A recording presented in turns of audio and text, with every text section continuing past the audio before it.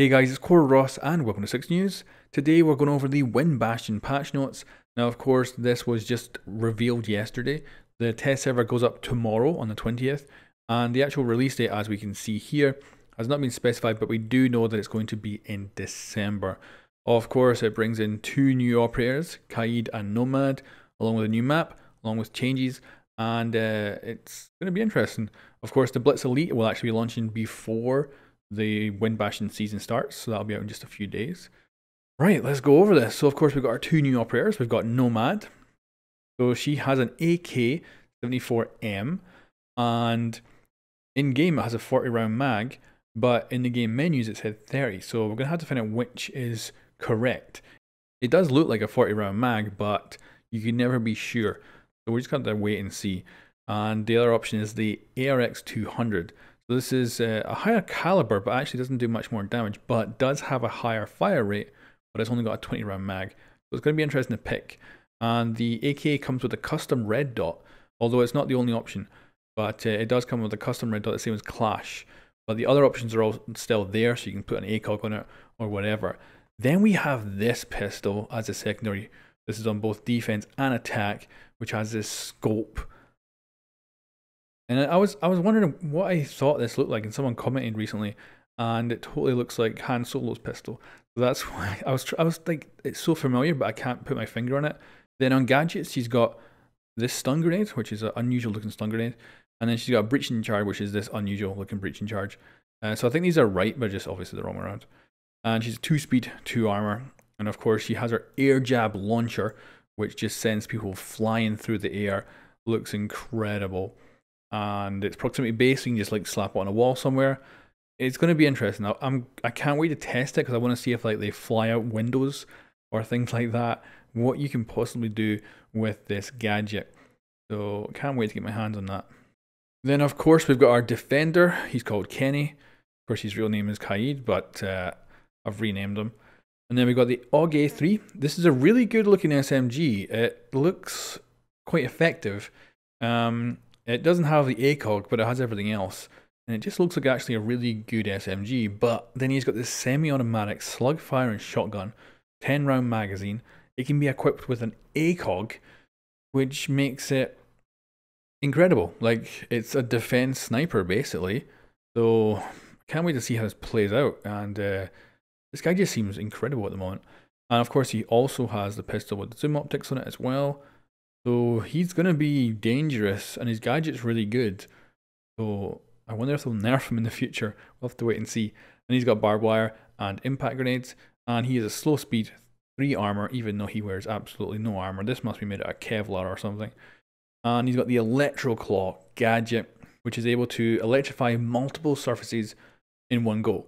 So it's got like a kind of meter radius, and it electrifies everything within that radius. So like loads of barbed wire or a couple of reinforced walls. You could even potentially get 2 reinforced walls and some barbed wire.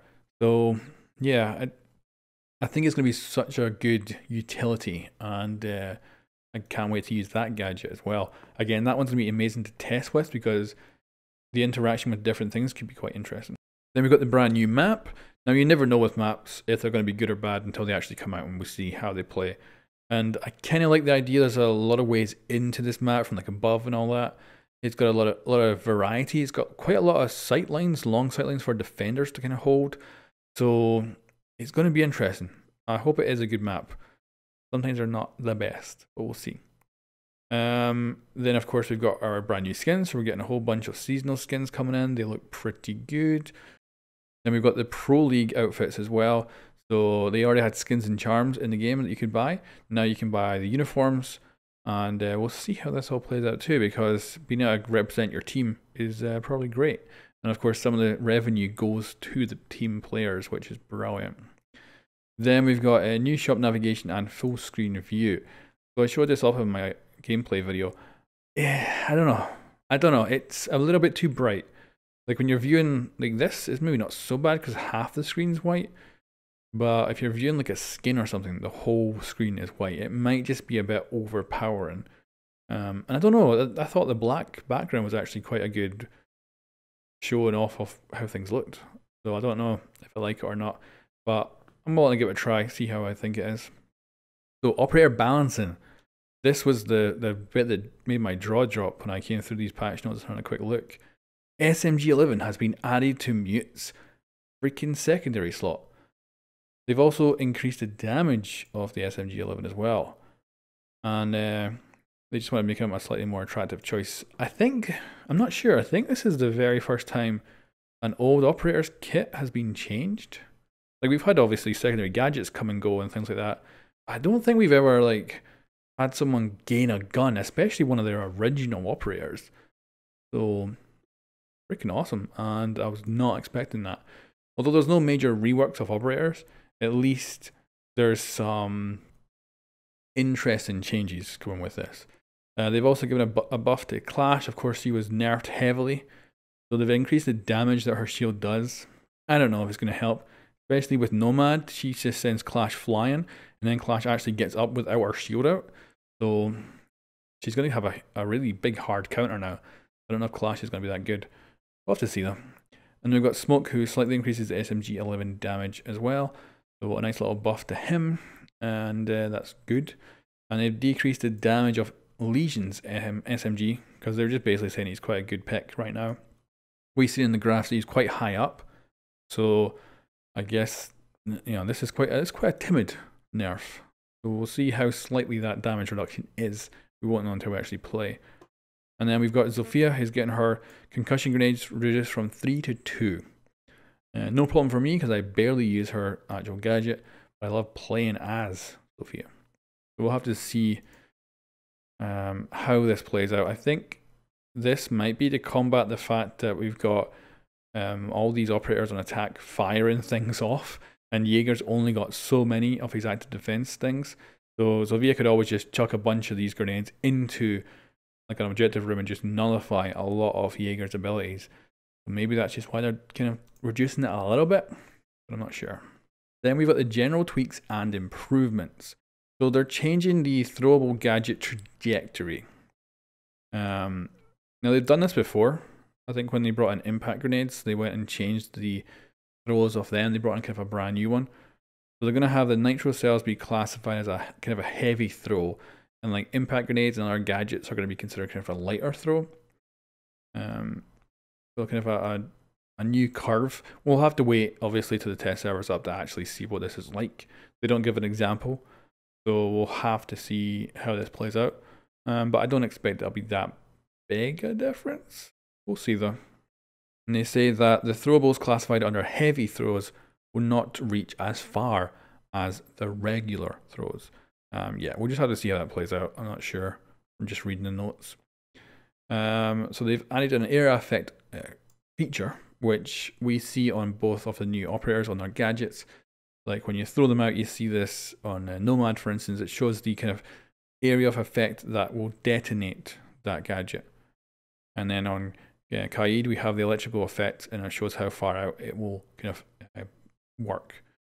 But the big thing to take away from this is that this will come to past operators, probably with reworks of gadgets and things like that.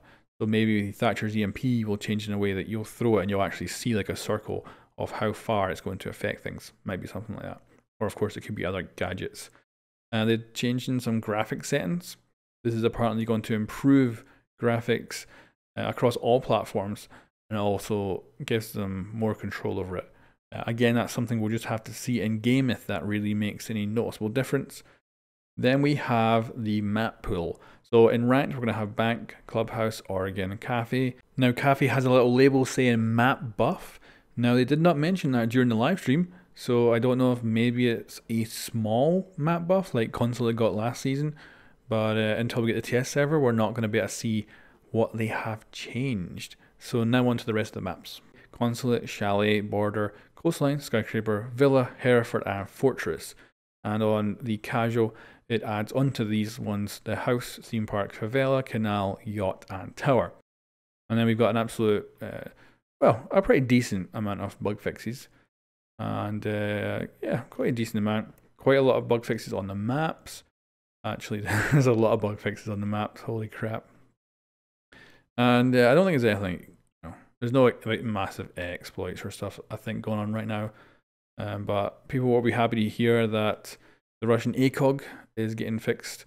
Now, of course, there's some major stuff I'm missing from this. Nothing about the censorship changes. So when the test server comes out, I'm going to have to boot up like one of these maps. So I think the best bet would be like Clubhouse, and like literally look at that picture. It looks fine. So I'm going to have to go in and see if this has actually changed, because there's no mention of any censorship changes. Of course, they've been really quiet about it since they announced it, but we do know that it's supposed to come with this season. So I'm curious if it's still part of their plan, or if they're planning to change it, or what. But this is the patch notes for Operation Windbash, and there'll be a link in the description below if you want to go check these out in depth yourself. Thank you guys very much for watching. I'll catch you next time.